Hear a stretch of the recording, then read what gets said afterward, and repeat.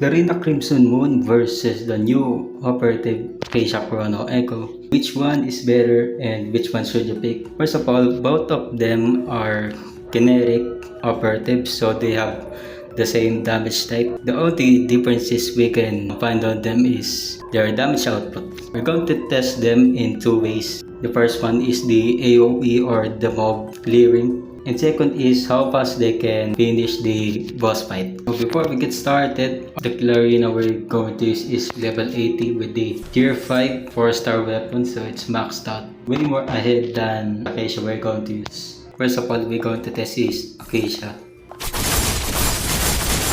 Yeah, this is... Yeah, it's really fast, man.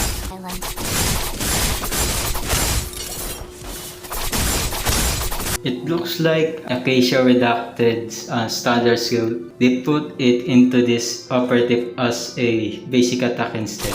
It feels like it, but it's way better. It deals a lot more damage. So we're going to use your ultimate now. Let's see. Yeah.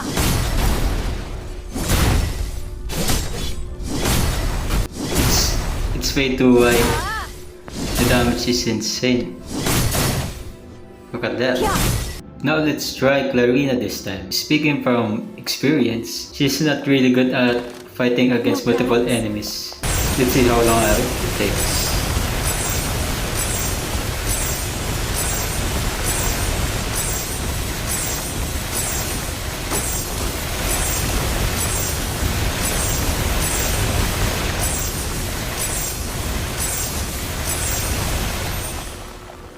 Yeah, that took a while. Let's try a different level. The light leaves on me. I haven't lost it. That's way quicker. Alright, the moment of truth. Here we go.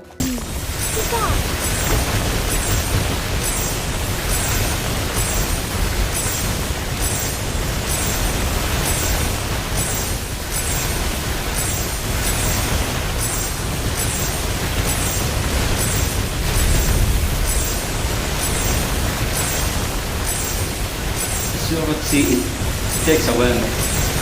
So for clearing mobs, I'll give it to Acacia. She's way faster, especially during her ultimate phase. Just one slash, it's way too big. It does a lot of damage.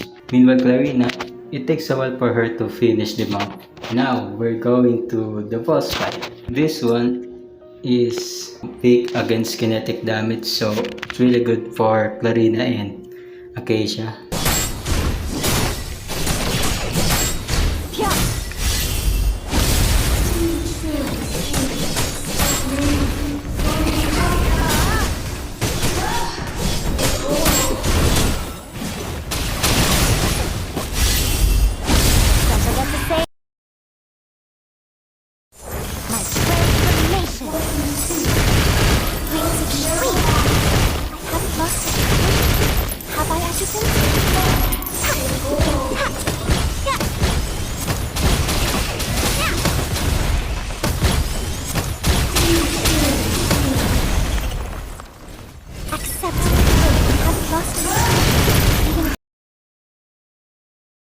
Even if Clarina has an advantage in terms of levels and upgrades, but still she falls behind. So in boss fights, I still give it to Acacia. So is Acacia better than Clarina?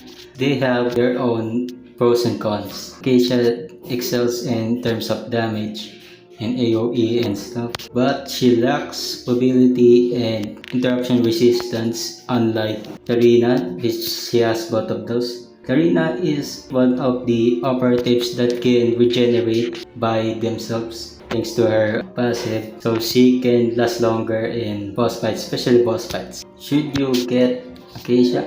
Well, it depends on the situation.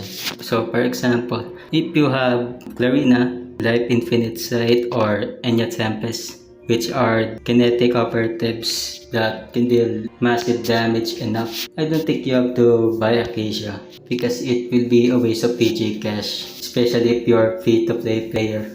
But if you wanna buy it because you love her design, then go ahead. For me, I think it's really cool. She's a really cool operative, really unique. Back then we have assault rifles and stuff. Then they go to bow, Gatling gun, crossbow. Now we have the sword which Acacia had. She is really unique. She's really cool.